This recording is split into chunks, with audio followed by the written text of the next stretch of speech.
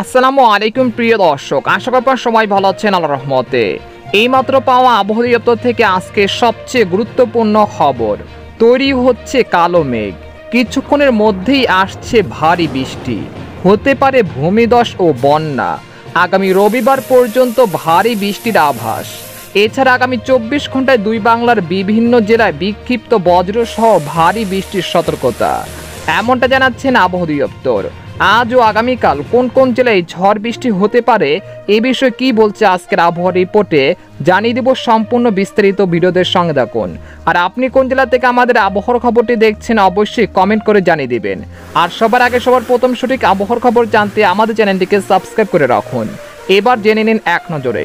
আবহাওয়ার পূর্বাভাসে বলা হয়েছে, দক্ষিণ পশ্চিম মৌসুমী বায়ু সক্রিয় হওয়ায় আগামী 48 ঘন্টায় দেশের 5 বিভাগে ভারী বর্ষণ হতে পারে।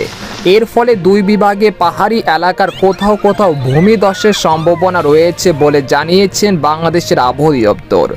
এছাড়া গত 24 ঘন্টায় দেশের সর্বোচ্চ বৃষ্টিপাত রেকর্ড করা হয়েছে সিলেটের সুনামগঞ্জে 195 মিলিমিটার, আর চট্টগ্রামের কক্সবাজারে 186 মিলিমিটার বৃষ্টিপাত হয়েছে। এদিকে আবহাওয়ার আরেক সতর্কবার্তায় বলা হয়েছে, এখন থেকে পরবর্তী 24 ঘন্টার মধ্যে রাজশাহী, রংপুর, ময়মনসিংহ, সিলেট ও চট্টগ্রাম বিভাগের কোথাও কোথাও ভারী থেকে অতি ভারী বর্ষণ হতে পারে।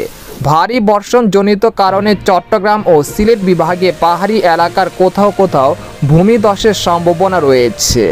এছাড়া আজ ঢাকা, ফরিদপুর, মাদারীপুর, মুন্সিগঞ্জ, নারায়ণগঞ্জ, মানিকগঞ্জ, রাজবাড়ী, টাঙ্গাইল, গাজীপুর, নরসিংদী, কিশোরগঞ্জ, বরিশাল, বরগুনা, ঝালকাঠি, পটুয়াখালী, বগুড়া, মংলা, যশোর, খুলনা, গোপালগঞ্জ ও এর পার্শ্ববর্তী অঞ্চলসহ দেশের অন্যত্র দুই একটি জায়গায় বিক্ষিপ্ত আকারে বৃষ্টি বা ভারী বৃষ্টিপাত হতে পারে, তাই এখন থেকে প্রস্তুতি নিয়ে রাখুন।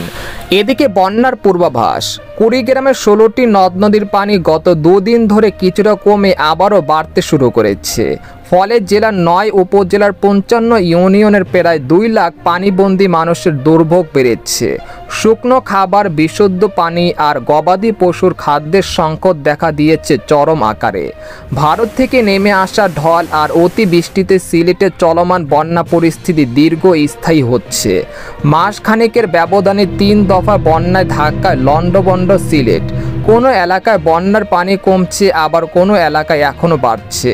এই অবস্থায় আগামী 48 ঘন্টার মধ্যে সিলেট সহ রংপুর বিভাগের একাধিক জেলায় ভারী থেকে অতি ভারী বৃষ্টিপাত হতে পারে। এর ফলে চলমান বন্যা পরিস্থিতি আরও অবনতির দিকে চলে যেতে পারে।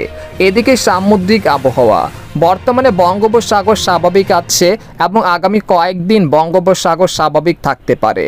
তবে জুলাই মাসের 20 তারিখ থেকে আবারও বঙ্গোপসাগর উত্তাল হয়ে যেতে পারে। তখন বঙ্গোপসাগরে একটি নিম্নচাপ সৃষ্টি হতে পারে। এই কারণে দেশের সকল সমুদ্র বন্দরগুলোকে 3 নম্বর স্থানীয় সতর্ক সংকেত আসতে পারে। এদিকে বাংলাদেশের আবহাওয়াবিদ মোহাম্মদ ওমর ফারুক জানান, আজ সকাল 9টা থেকে পরবর্তী 24 ঘন্টায় রংপুর, রাজশাহী, ময়মনসিংহ, ঢাকা, খুলনা, বরিশাল, চট্টগ্রাম ও সিলেট বিভাগের অধিকাংশ জায়গায় অস্থায়ীভাবে দমকা হাওয়া সহ হালকা থেকে মাঝারি ধরনের বৃষ্টি বা বজ্রসহ বৃষ্টি হতে পারে।